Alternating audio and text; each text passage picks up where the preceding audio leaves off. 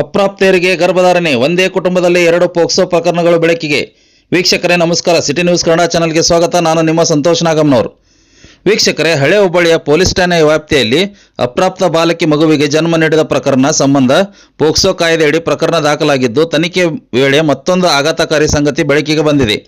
ನಗರದ police ಆಯುಕ್ತರಾದಂತಹ N Shashikumar ಮಾಹಿತಿ ನೀಡಿದ್ದು, ಆರಂಭದಲ್ಲಿ ಅಪ್ರಾಪ್ತ ಬಾಲಕಿ ಹೆರಿಗೆ ಮಾಡಿದ ಪ್ರಕರಣ ದಾಖಲಿಸಿ ತನಿಖೆ ಆರಂಭಿಸಲಾಗಿತ್ತು. ತನಿಖೆ ಮುಂದುವರಿಸಿದ ವೇಳೆ ಅದೇ ಕುಟುಂಬದ ಮತ್ತೊಂದು ಅಪ್ರಾಪ್ತ ವಯಸ್ಸಿನ ಬಾಲಕಿಯು ಮಗುವಿಗೆ ಜನ್ಮ ನೀಡಿರುವುದು ಪತ್ತೆಯಾಗಿದೆ ಎಂದು ಹೇಳಿದರು.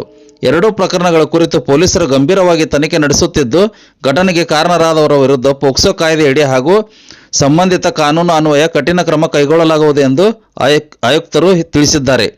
ಪ್ರಕರಣದ ಎಲ್ಲ ಆಯಾಮಗಳು ಕುರಿತು ತನಿಖೆ ಮುಂದುವರಿಸಿದ್ದು, ಸತ್ಯಾಂಶ ಹೊರಬಂದ ಬಳಿಕ ಹೆಚ್ಚಿನ ಮಾಹಿತಿಯನ್ನು ಪೊಲೀಸರು ಬಹಿರಂಗಪಡಿಸಲಿದ್ದಾರೆ. ಈ ಘಟನೆ ಸಾರ್ವಜನಿಕರ ವಲಯದಲ್ಲಿ ತೀವ್ರ ಆತಂಕಕ್ಕೆ ಕಾರಣವಾಗಿದ್ದು, ಅಪ್ರಾಪ್ತರ ಸುರಕ್ಷತೆ ಮತ್ತು ಮಕ್ಕಳ ಮೇಲಿನ ಲೈಂಗಿಕ ದೌರ್ಜನ್ಯ ತಡೆಗೆ ಹೆಚ್ಚಿನ ಜಾಗೃತಿ ಹಾಗೂ ಕಟ್ಟುನಿಟ್ಟಿನ ಕ್ರಮಗಳನ್ನು ಅಗತ್ಯವನ್ನು ಮತ್ತೊಮ್ಮೆ ಎತ್ತಿ ತೋರಿಸುತ್ತದೆ.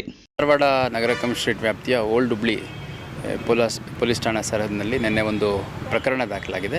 ಇದಕ್ಕಿಂತ ಮುಂಚೆ ಹುಬ್ಳಿ ಟೌನಲ್ಲಿ ಒಂದು ಪ್ರಕರಣ ನಮಗೆ ದಾಖಲಾಗಿತ್ತು. ಅದರಲ್ಲಿ ಕೂಡ ನಮ್ಮ ಪೊಲೀಸರಿಗೆ ನಮ್ಮ ಮಾಹಿತಿದಾರರೊಬ್ಬರು ನೀಡಿದ ಮಾಹಿತಿ ಮೇರೆಗೆ ಅಪ್ರಾಪ್ತ ವಯಸ್ಸಿನ ಹೆಣ್ಮಗಳೊಬ್ಬಳು ಡೆಲಿವರಿ ಆಗಿದೆ ಅನ್ನೋದ್ರ ಹಿನ್ನೆಲೆಯಲ್ಲಿ ಅನ್ನಪೂರ್ಣ ಅನ್ನೋ ಒಂದು ಹಾಸ್ಪಿಟಲ್ ಡೆಲಿವರಿ ಆಗಿದೆ ಅಂತಂದು ನಮಗೆ ಮಾಹಿತಿ ಬಂದ ಮೇಲೆ ಆಕೆ ಅಪ್ರಾಪ್ತೆ ಇದ್ಲು. ಮತ್ತು ಆ ಒಂದು ಮಾಹಿತಿಯನ್ನು ಯಾರು ಅವ್ರ ಪೇರೆಂಟ್ಸ್ ಆಗಲಿ ಯಾರೂ ನಮಗೆ ನೀಡಿರಲಿಲ್ಲ, ಮಹಿಳಾ ಮತ್ತು ಮಕ್ಕಳ ಕಲ್ಯಾಣ ಇಲಾಖೆಗೂ ನೀಡಿರಲಿಲ್ಲ ಅನ್ನೋದ್ರ ಹಿನ್ನೆಲೆಯಲ್ಲಿ ಅದೊಂದು ಪೋಕ್ಸೋ ಪ್ರಕರಣ ದಾಖಲು ಮಾಡಿದ್ವಿ. ಅದರಲ್ಲಿ ಡೆಲಿವರಿ ಆದಮೇಲೆ ಮಗು ಕೂಡ ಅಡ್ಮಿಟೆಡ್ ಇದೆ, ಆ ತಾಯಿ ಕೂಡ ಅಡ್ಮಿಟೆಡ್ ಇದ್ದಾಳೆ.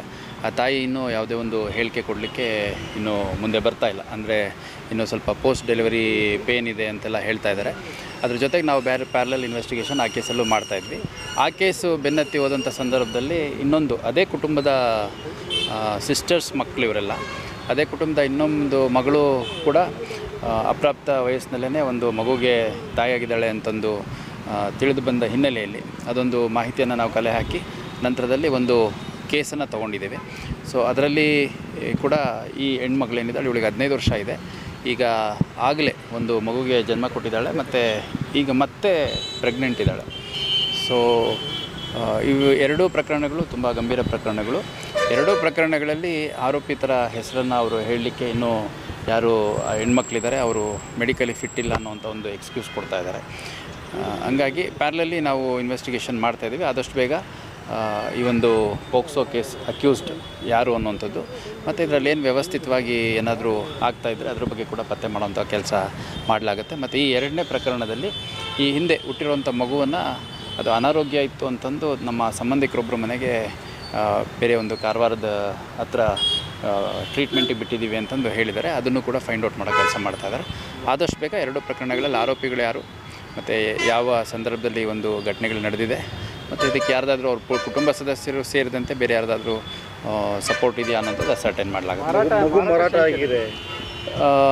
ಅವ್ರು ಹೇಳೋವಂಥದ್ದು ನಾನು ಕೂಡ ಆ ಹುಡುಗಿಗೂ ಮಾತಾಡಿದೆ, ಆ ಹುಡುಗಿಗೆ ಸಂಬಂಧಪಟ್ಟವ್ರು ಯಾರಿದ್ರು ಕಸ್ಟೋಡಿಯನ್ ಅವ್ರಿಗೂ ಮಾತಾಡಿದೆ. ಅವರು ಇಲ್ಲ ಮಗು ಸ್ವಲ್ಪ ಹಿಂಗೆ ಪ್ರಿಮೇಚ್ಯೂರ್ ಅಂದರೆ ಅಪ್ರಾಪ್ತ ಹೆಣ್ಮಗಳಿಗೆ ಹುಟ್ಟಿತ್ತಲ್ಲ, ಹಂಗಾಗಿ ಭಾಳ ಹೆಲ್ತ್ ಇಶ್ಯೂಸ್ ಇತ್ತು, ನಮ್ಮ ಪರಿಚಯಸ್ಥರೊಬ್ಬರ ಮನೆಯಲ್ಲಿ ಟ್ರೀಟ್ಮೆಂಟ್ಗೆ ಮತ್ತು ನೋಡ್ಕೊಳ್ಳಿಕ್ಕೆ ಅಂತ ಕಾರವಾರದ ಕಡೆ ಬಿಟ್ಟಿದ್ದೀವಿ ಅಂತ ಹೇಳ್ತಾರೆ. ಸೊ ಅವ್ರು ಹೇಳಿದಷ್ಟು ಸಿಂಪಲ್ ಇರೋದಿಲ್ಲ ಅದು. ಹಂಗಾಗಿ ಒಂದು ಸಮಗ್ರ ತನಿಖೆಯನ್ನು ಇದರಲ್ಲಿ ಮಾಡಲಾಗುತ್ತೆ. ಆ ಮಗುವನ್ನು ಅವರು ಟ್ರೀಟ್ಮೆಂಟಿಗೆ ಬಿಟ್ಟಿದ್ದಾರೋ ಮಾರಾಟ ಮಾಡಿದಾರೋ ಪ್ರತಿಯೊಂದು ಕೂಡ ನಾವು ಪತ್ತೆ ಮಾಡಿಬಿಟ್ಟು ಆದಷ್ಟು ಬೇಗ ಯಾರ್ಯಾರು ಈ ಒಂದು ಕೃತ್ಯದ ಹಿಂದೆ ಇದ್ದಾರೆ ಅವರೆಲ್ಲರನ್ನೂ ವಶಕ್ಕೆ ತೊಗೊಂಡು ವಿಚಾರಣೆಗೊಳಪಡಿಸಿ ಕಾನೂನು ಕ್ರಮವನ್ನು ಕೈಗೊಳ್ತಾರೆ. ಸರಿ, ಟೌನ್ ಲಿಮಿಟ್ ಆದಂತಹ ಡಾಕ್ಟ್ರನ್ನೇ ಇದೇ ಪ್ರಕರಣದಲ್ಲಿ ಇನ್ವಾಲ್ವ್ ಆಗಿದ್ದಾರೆ. ಎರಡೂ ಪ್ರಕರಣದಲ್ಲಿ ಸೇಮ್ ಒಬ್ಬರೇ doctor sir, Annapurna hospital doctor Sushila ಅಂತೇಳಿ. ಈಗ ನಾನು ಸ್ಪೆಸಿಫಿಕ್ಕಾಗಿ ಯಾವುದೋ ಒಂದು ಹಾಸ್ಪಿಟಲ್ ಅಥವಾ ಡಾಕ್ಟರ್ ಹೆಸರು ಹೇಳಲಿಕ್ಕೆ ಇಷ್ಟಪಡಲ್ಲ. ಯಾಕಂದರೆ ಒಂದು ನಾನು ಯಾವಾಗ ಬ್ರೀಫ್ ಮಾಡ್ಬೋದು ಅನ್ನೋವಂಥ ಒಂದು ರೈಟ್ ಸಂದರ್ಭದಲ್ಲಿ ನಿಮಗೆ ಕರೆದುಬಿಟ್ಟು ಸಮಗ್ರ ಮಾಹಿತಿಯನ್ನು ಬ್ರೀಫ್ ಮಾಡ್ತೀನಿ.